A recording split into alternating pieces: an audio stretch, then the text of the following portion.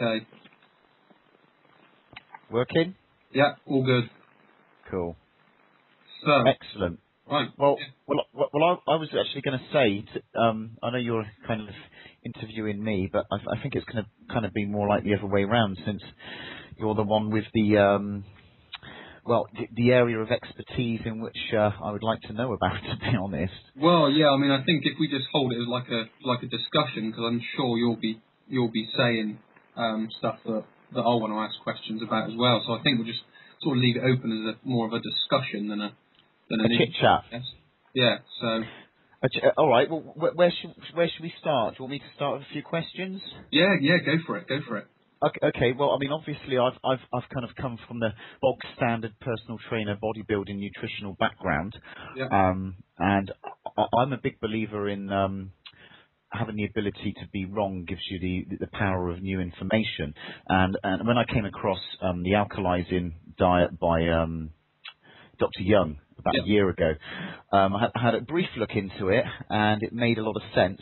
Mm-hmm. But what I'm really interested in is the health of the cell. Right. Yeah.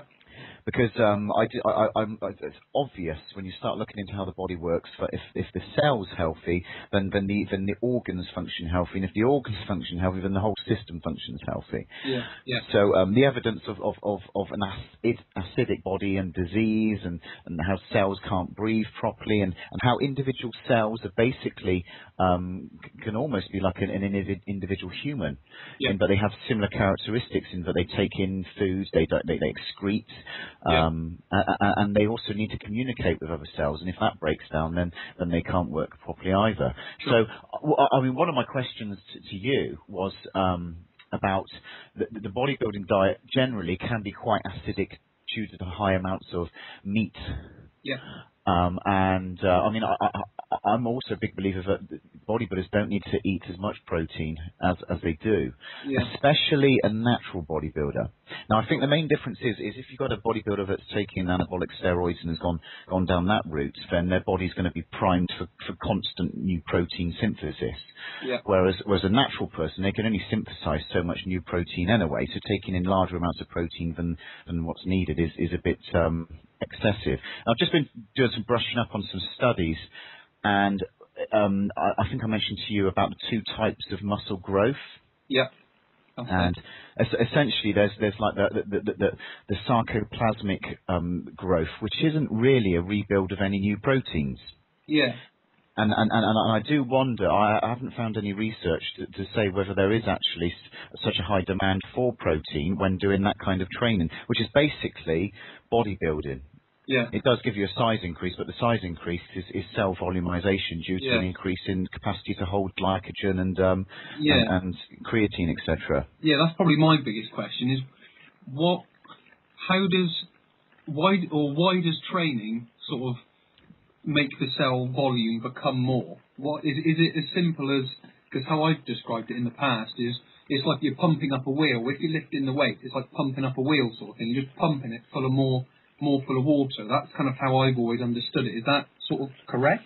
Well, I'm going to go to real basic layman's way. This is how I describe it to clients.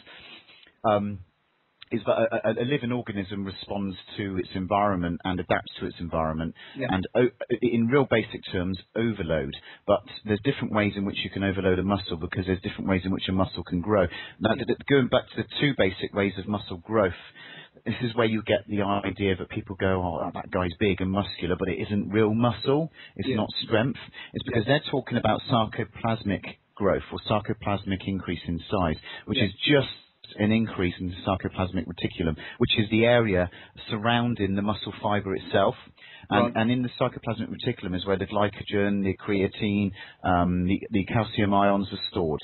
Yeah. And this you can overload that part of the muscle by constantly firing those fibers over and over and over, so the energy in that system gets drained completely. Yeah. And this is where also time is of importance. This is where the lactic acid burn comes in. And you Right. hear a bodybuilder say, go for the burn. Yeah. So obviously you've got an energy supply and demand problem when Yeah. lactic acid is building up in the system. And bodybuilders take that to a very high degree. So they go for the burn, they get a massive pump, and then they constantly pump and pump and pump, and they literally drain their energy out of their muscle, out of the sarcoplasmic reticulum. So the body goes away, it goes and rests, and it learns to adapt to take in more energy and hold more energy in the muscle cell, and that's an increase in size, but I not see. strength, and that's sarcoplasmic hypertrophy. Oh, There's not actually any, as far as I'm aware, I can't see any direct increase in protein use. It's just as energy storage. right, I see. So, in effect, the lifting of the weight, or the repetition of lifting the weight, is, I don't want to say sort of deflating the muscle, but it's just de-energizing the muscle, and then the body responds by filling it back up with more.